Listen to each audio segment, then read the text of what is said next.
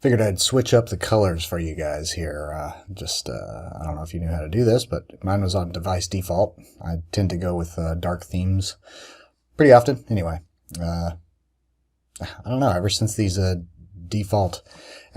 dark themes started coming out, a year or two ago, maybe I'm behind the times. I'm not sure. I kind of enjoy it. Took a little getting used to. Anyway, I want to show you how to create an FAQ section for your business profile, which is really useful. This is a cool trick that I learned from a guy named Sean Joshi. And basically, the profile, your business profile, has a Q&A section, and we can use it and turn it into an FAQ section. And the reason that you would want to do this is because it provides more context for Google about your business. And that helps your listing show up higher in the rank when people are searching for your products and services. And it also helps cut back on the time that you spend answering questions that people will ask again and again, the repeated questions that you get. And so when you do this, you give Google a better understanding of what searches are relevant to your business. And it allows you to put in some more keywords into your listing that, Google will help you appear for. So what you don't want to do here is tell people to visit your website. Instead, just put all the information in the answer. You don't want to be overly promotional in your answer. You just want to be matter of fact and conversational, like you're having a conversation with your customer, with the potential customer. And don't include phone numbers or email addresses. They're not allowed. It'll be flagged and removed, essentially, if you do that. So just like, if somebody walks into your store and starts asking you questions, you wouldn't tell them to go to your website. So, just do that. Do the same here. And this process is really easiest if you already have a list of your most common questions and answers. The questions that you should come up with are probably going to seem super simple to you, and you've probably answered them thousands of times, 7 million times over the years. And the thing is no matter how many times you answer it, to your potential customers, it's the first time they're asking. And, this happens all the time. A lot of people, especially in this day and age, they don't do any research. They just want to straight up just go ahead and ask. And so if you already have this listed in your Q&A, that will prevent some of that from happening. So questions could include like the best places to park, areas that you provide service in, business hours, special hours. I have an example for a jewelry store. Do you buy used sterling, for instance? Or, do you provide sugar-free drinks? Do you provide sugar-free cookies? Simple stuff like this. So I went ahead. So basically the process is this. Have your list of questions and answers ready. And they can be, it doesn't matter, just as simple as you want. What are your products? What are your services? Stuff like that, just normal stuff. So I'm going to show you mine, a few things. I think I have 8 that I put together, and we'll go through this together. All right, so I just have this notepad open, and we'll go ahead and do the process. So essentially, once you have your questions listed out, for instance, mine are: what industries do you help with online marketing? How much does SEO cost? What is your SEO process? Is SEO going to work for my small business? Do you offer any coaching or DIY programs? Which is best, SEO or PPC?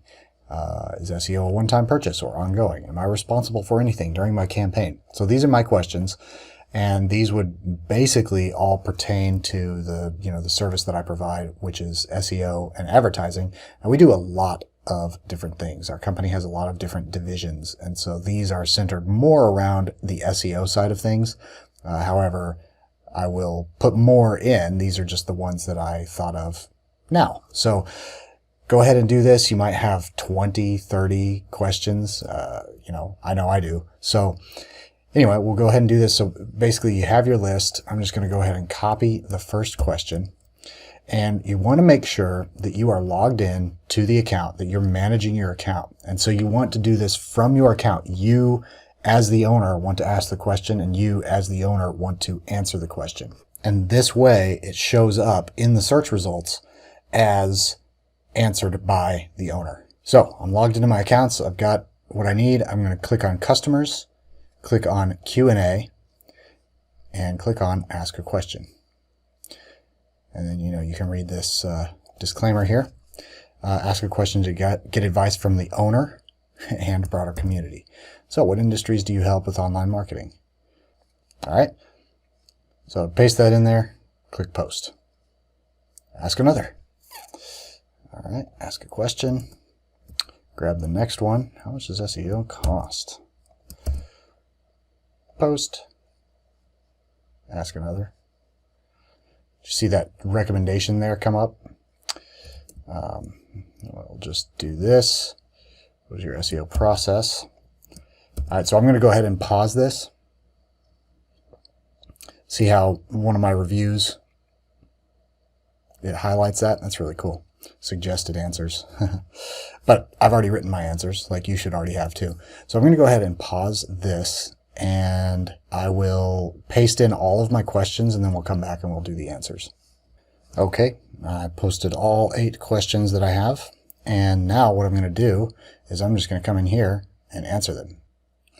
So the newest ones show up at the top, and so you'll just, if you just want to go in order, then scroll down to the bottom. What industries do you help with online marketing? I guess I could have gone from bottom to top. All right, so we serve the following industries. And then, it says your post will appear publicly. Of course, this is owner and owner. Owner asks the questions. Owner answers the questions. Post. All right. Now, we'll grab the next one. See how quick it is to do. How much does SEO cost? Yeah, just making sure. It's so quick when you already have it typed out. And you probably already do. You might even have an FAQ on your website.